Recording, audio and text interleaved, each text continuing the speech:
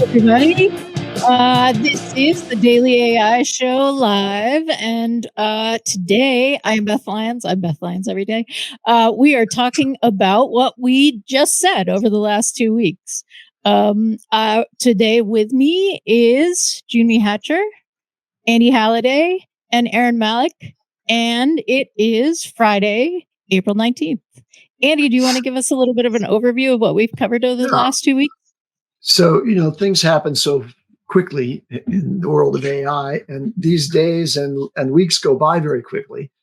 And I know that many of them in our audience don't really meet with us every single day. There's a small group that show up, it seems, every day, but there's Or a lot listen. that we cover. Hello, everyone. It's great to visit us. So let me recap what the topics of the last 2 weeks have been. So going back to April 8th, we talked about the AI tools we can't use. This is all about wait lists, right? Yeah, there's a new exciting tool that's shown in the newsletters and is generating buzz, but you have to sign up on a wait list and you can't get to it for a while. And in some cases, as we noted in that show, you never get in. And so that's an interesting show. Then on Tuesday, we did Here Come the AI Gadgets.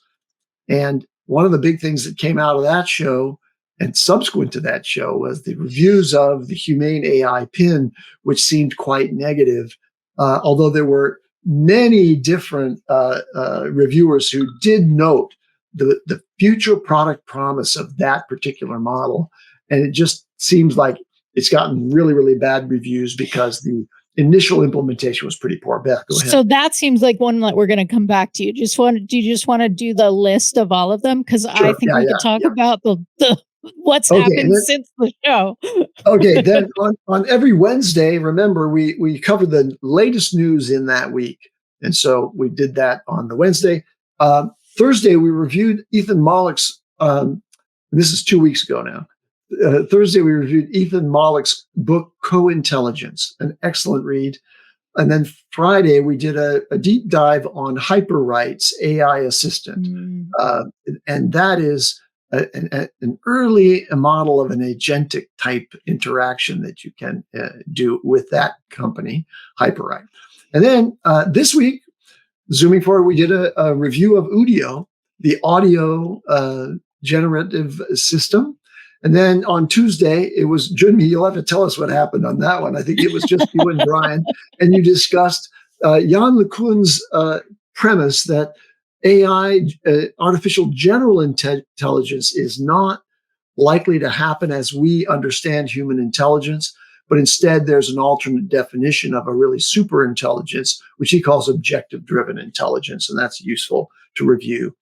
We did the news show on Wednesday, and then just yesterday, we started in and got through most of, if not all, of the truly important parts. But we have another group of chapters from the Stanford AI Index report that was just released on April 15th, on Monday of this week. And that's up to date. There we are. Thanks. All right. So given that list, where do we want to dive in? It sounded like maybe the Humane pin was the gadget that wasn't out when we talked about gadgets, but now has been out and experienced in the wild. Yeah, the reviewers who have it and have been experiencing it in the wild probably got it well before, because they were given a Humane AI pin to work with for some time. When you're a reviewer like the prominent reviewers who did did those reviews that got a lot of press, you're reviewing a lot of products, and finding the time to actually interact with a specific AI service is difficult. So let's guess that they had it for many weeks, but they really kind of did a deep dive just as it was being released generally to the public and there are deliveries happening. Mm-hmm. I still have a sense of promise about Humane and AI pin, although the publicity, the negative publicity that they've gotten because of some deficiencies of the current product. It's kind of an alpha product. It's not really even a beta product, but you're still having to pay a lot of money. That can scuttle a product. It could make people very wary of ever, buying the Humane AI pin in the future, and which is unfortunate in some respects, because we all ought to be considering all of these things that we're playing with as very early versions of what may ultimately be produced by the companies that have delivered those early pilots. Yeah, I mean, this pin, should it live, is the worst iteration of the pin that we're likely to see, right? But also, it may not live. I do think that part of what happened, and we've talked about this on previous shows too, was the hype cycle that then became news, right? So the actual review that people were talking about, which was done by Marcus, what's his last name? You're muted, Jyunmi. Brownlee. Thank you. He gave a really comprehensive review, and he said that that it was the worst product that he'd ever reviewed, but he did not say everything about it is horrible, right? He gave a really comprehensive review, and it sort of sounded like, wow, this was not ready, right? These are some things that are problematic with this. But the news cycle then created this hype about, oh, this is like a horrible negative. So the nuance was lost. The nuance that Marcus had in his review was lost in the story that then got perpetuated. I think my comments on that product were that, yeah, the review's bad. It's definitely, like, I watched Marcus's review, and it's certainly not positive. Assuming they don't die from that and similar reviews, I think they need to look at it as just feedback on how to improve the product. And we all know that in the marketing and the product development space, that, these days it's not, we spend 54 years making something and we release it perfectly. We release an alpha version and then a beta version and then a beta 2. So I think in the long term, if they take the lesson that the hammering they got over this, if they take it to heart and work on fixing it, I think it still could become a good product. I don't think it's necessarily a bad idea. It may need advances in technology before it's better.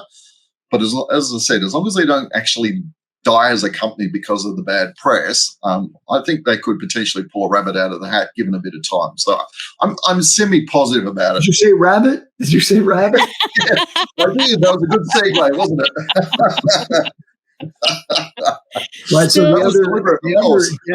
the other gadget, Rabbit R1, is coming soon. It may be very different. Some of the deficiencies from the user's perspective of the AI pin have to do with its limited modes of interaction, including the projection, which in daylight, a laser projector onto your hand is difficult to read, and then latency.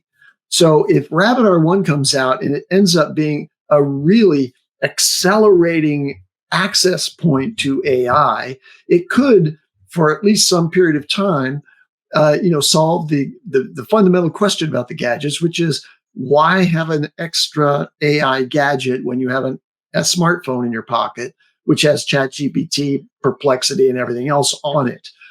So some of the features of the specifically designed hardware, like the Rabbit R1 Plus, that is just there, sort of humming in your pocket and ready to respond, and becomes a new point of a mode of interaction with AI, I think could introduce this to a larger body of users than would likely interrupt their Instagram feed or their TikTok feed to go and use AI for some purpose.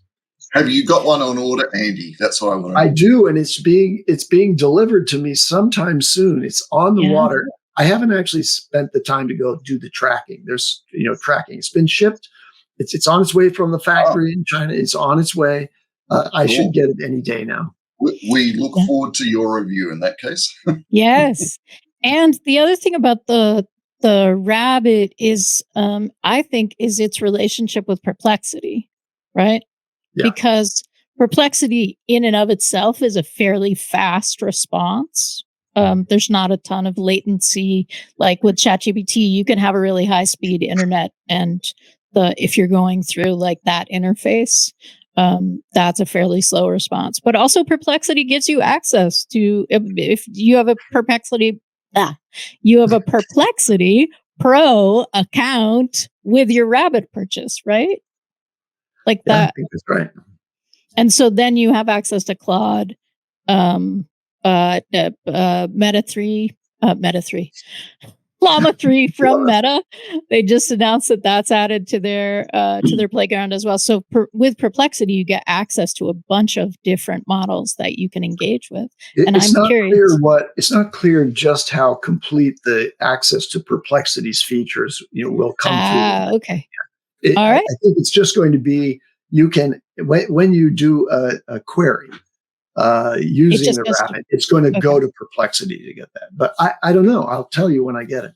Right. We look forward to it. Well, and what I'm curious about is whether the Rabbit can give a visual feed into Perplexity, right? Yeah. You can upload a picture to Perplexity, but does that give Perplexity a different kind of vision than it has? Right. So, all right.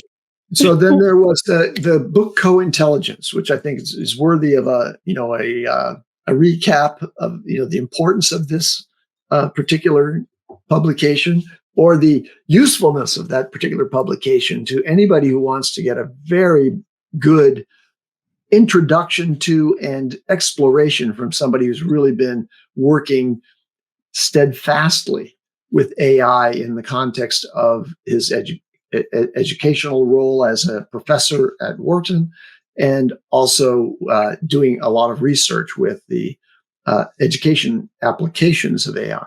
So anybody want to kind of give a short précis on intelligence? I only got it the other day, so I think I've read like 2 chapters. I can't really tell you much at this stage, but I assume the rest of you, because you're not in Australia, you got it probably a week or 2 before I did at least. So I'm keen to hear what you lot have to say. Okay. So I whipped through it so that I could speak intelligently on our show. I could speak co-intelligently on our show. Ting ting. But I am going back through it I'm going back through it with a friend who's interested in AI, but fairly new to it.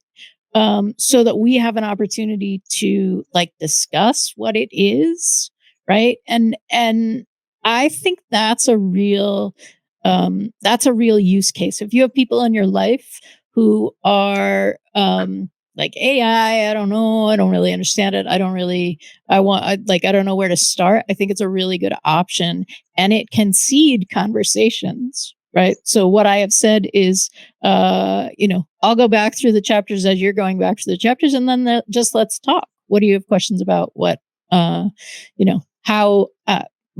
that bring up for you? I think it's a really great kind of structure for that kind of conversation. Yeah, I want to point out the 2 chapters that are near the end of the book that I think are really worthy of examination. And one of them is about AI as a personal tutor, or as a tutor in the education or in the academic context. And then also AI as a personal coach. And he discusses both of those generalized applications, but also dives into, some elements of application design as he's imagined it. And so those are worth it. The first full half of the book, and I'm thinking about just in terms of time elapsed, because I listened to the audible version of it. The first part of the book is just a really good summary and condensed presentation of all the important concepts that you need to understand about AI and how it's influencing our world. So again, from a great professor, really, really good at conveying information. And I have an anecdote to tell, because just in the last couple of days, I've been in the world of academia as my sister, who is a professor at the University of Oklahoma School of Medicine, received a very important award, a Master Teacher Award, for her lifetime achievements, in that academy. And as she was preparing for her presentation, I saw her at the table trying to look on her phone and read through the notes that she had left on the thing, but she wasn't going to take notes up onto the podium. So she's trying to leave these tiny little letters and everything.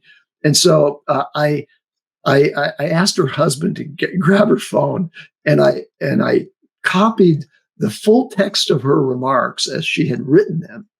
And I gave him to ChatGPT, and I said, just give me 5 bullet points about this speaker's main, messaging in this thing, and created this condensed thing and handed the phone back to Frank. Frank gave it to my sister, Nancy. And so she looked at it and was like, okay, good. A demonstration of how AI is penetrating the world of academia. I asked my sister, since we're on the subject of, a professor at Wharton using AI extensively, I asked her if AI had really become prominent as a topic of conversation among those who are articulating the pedagogy and the instructional methodologies that are happening within the School of Medicine there. And she said they've had meetings about it, and they've made the commitment that they're going to start to work on that. And they have committees that are working on it. This is a very large, medical education complex in Oklahoma. And but it's very early. They haven't done the kind of thing that Ethan Mollick has done within Wharton in the sort of the business context of Wharton. There's a rich field of opportunity for AI to contribute to the improvement of the abilities of faculty and of students to interact with a vast store of knowledge and receive the benefits of how AI can perform summarization, classification, and support research. Right. Have you given her a copy of the book yet, Andy?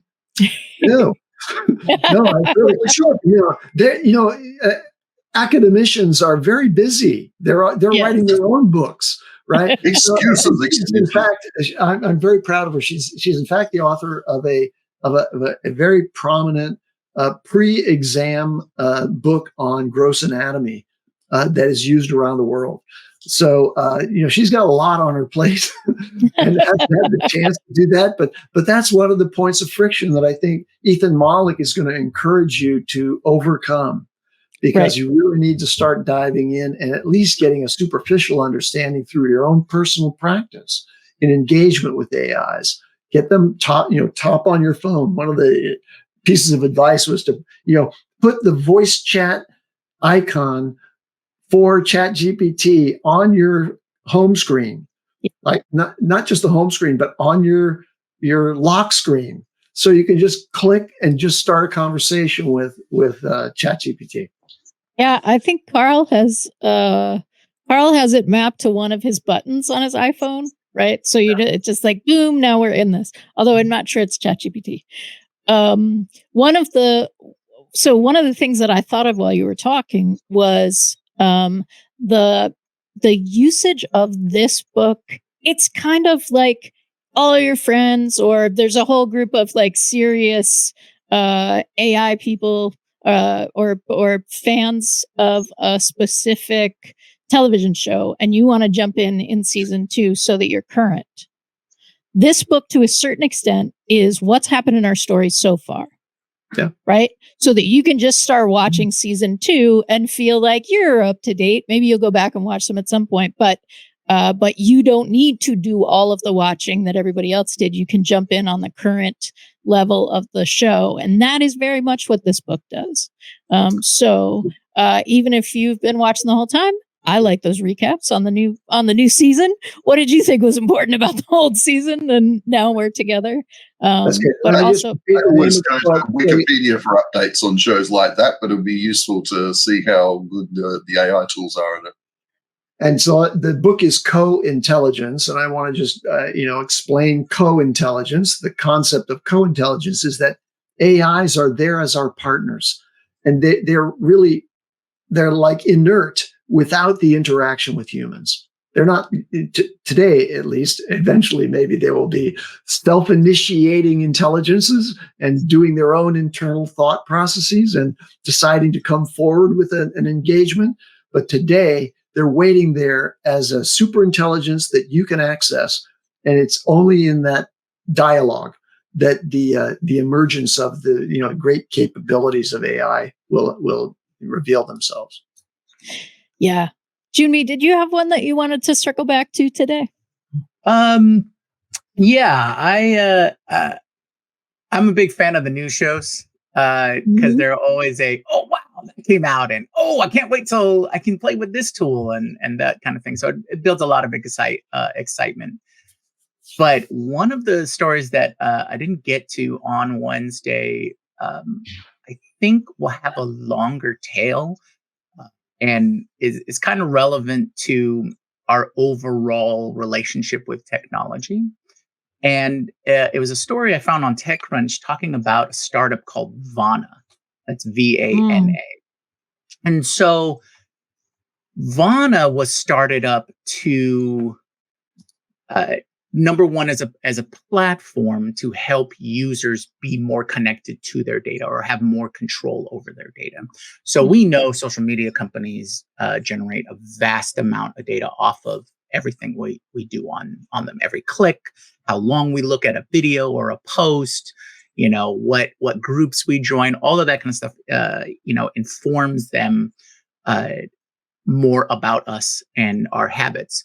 Mostly so that they can associate that with advertising, so that more targeted or personalized ads get them in front of our eyeballs.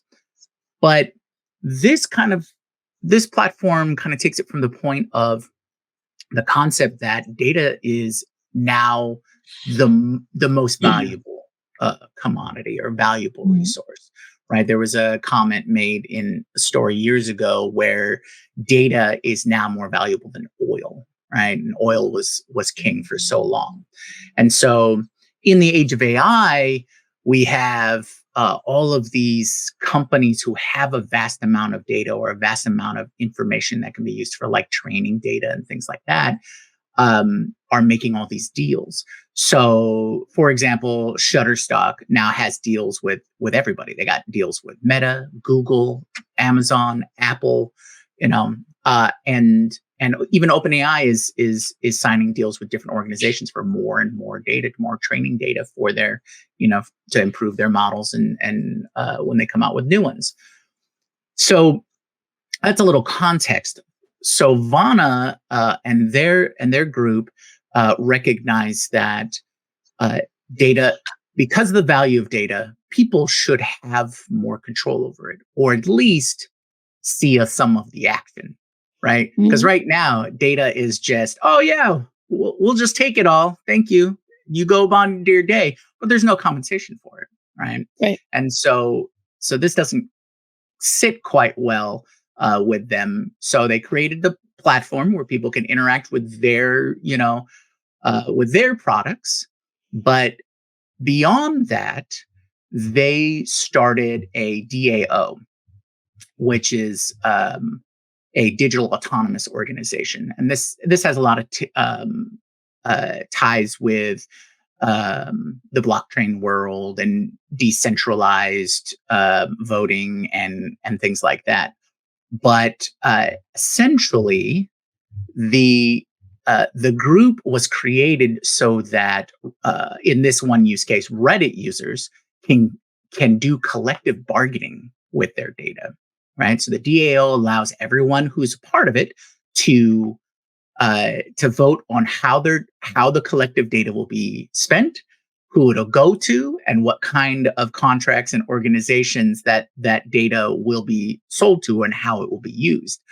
So right now they have over 140,000 Reddit users in this DAO, in this organization, voting on how their data will be used, because Reddit is one of the services that has the ability for you to collect all the data that you've done on their platform and make a copy of it. And a lot of companies do have this this part of their service because of existing information and data laws in other regions, like the EU with the GPDRD and stuff like that.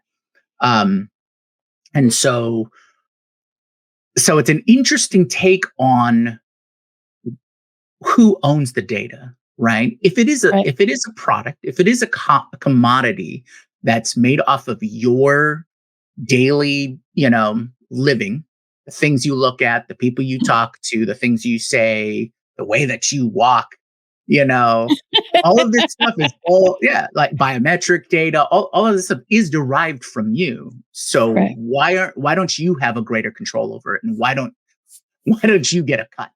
If they're making billions of dollars off of me, why can't I have a cut of that? Because it's my data, I created it, And so, so if anything, it brings up that conversation and our relationship to data as a commodity.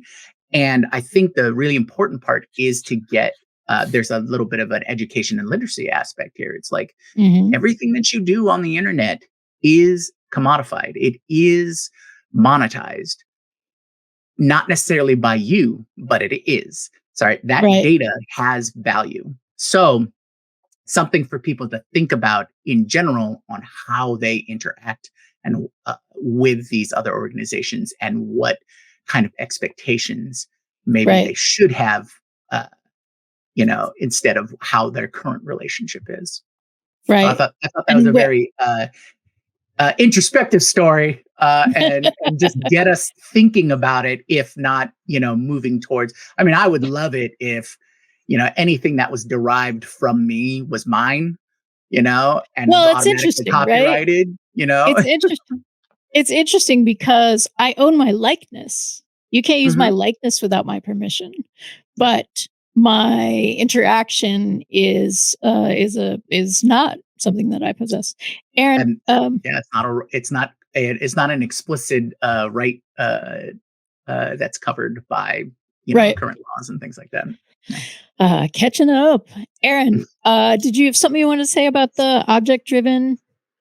Yeah, AI? so I missed the event on the show where we talked about it, but in reading up about this is the Yan LeCun, I think that's how you pronounce his name. The guy from Meta, and he's talking about how LLMs are potentially limited in how far we can progress with AI, and he's suggesting that objective-driven intelligence is the future. I think that's a very interesting possibility because the thing with LLMs is that they're largely built, as the article said, they're largely built on text content. And it seems like most of the major AI platforms already have access to an obscenely large amount of text content, the legally allowed versions. Let's not talk about the illegal. But at some point, we're hitting a limit there. And what he was talking about was the idea that by ingesting video content, which comes with visual and voice and data, like information, the words being spoken, that has the possibility to really ramp up the effectiveness of this tool. And I thought that's a very interesting one, because the art of writing is not something a lot of people really like. So we're always going to have some kind of limitation as to how many real world people can put out content in text format, assuming we don't want ChatGPT content just shoved into an algorithm and maybe messed up. But the video thing is a whole different ballpark, because it's really easy for people to communicate visually and record it. And so you've got what does the face look like? How does the mouth move? The eyes, all of that stuff. And we've got the voice. We've got the information being consumed. So it got me thinking, what's the possibility that at some stage companies like OpenAI and Google and Microsoft / Bing are going to start releasing products that are, what's the name of that? I can't remember. We've got one here. Google Home, the little device you can talk to and it talks back to you. What's the chances at some stage they're going to go, maybe we should release something video-based that people can communicate with, and we'll even offer it for free if they give us access to use the information that they're putting there. So you can buy it, or you can have a free copy if you give us access to the data. Now, particularly if you start putting like a search engine built in or something. I think that's a really interesting way to get a ton of video content out of people, and maybe I feel like dum dum dum, like the major chord just went to minor. Holy crap! No, I mean, you can having more.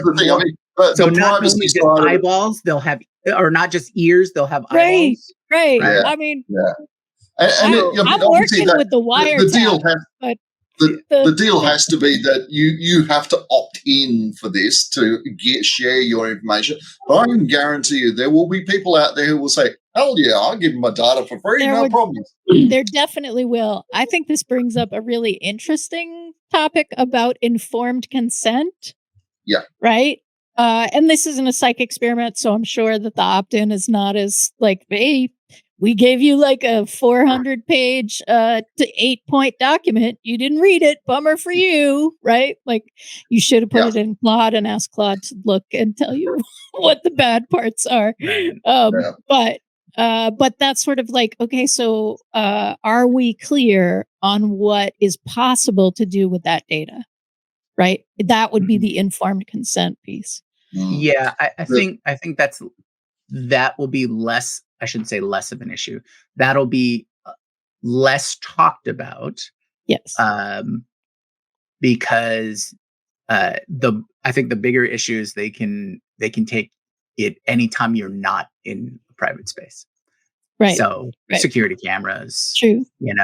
Traffic cameras. The UK is the most surveilled, state in the world right now, with so many security cameras just blanketing almost the entire country there. So, if you're looking for video data, that's an aspect. And I know certain applications of AI already do that. And certain products that have come out because of that have been problematic. Like, I think it was Rite Aid who the court said you got to shut down your security camera or your security program that you're using because the AI was giving tons of false positives on things like shoplifting and all of that kind of stuff. And, it was profiling on people with a darker skin tone. Yeah, exactly. Right? So it's like, all right, this tech is not there, but it is definitely being used. So just remember, I think everybody should just take a moment and every so often just remember that everything that you do and everything that you say is monitored on some form. And so, does that require you to adjust your behavior because of that? And if so, is that right? But I can digress into that concept too easily. But yes, but to speak to your point, Eran, there are companies that are already using that aspect, and 100% I could see that package.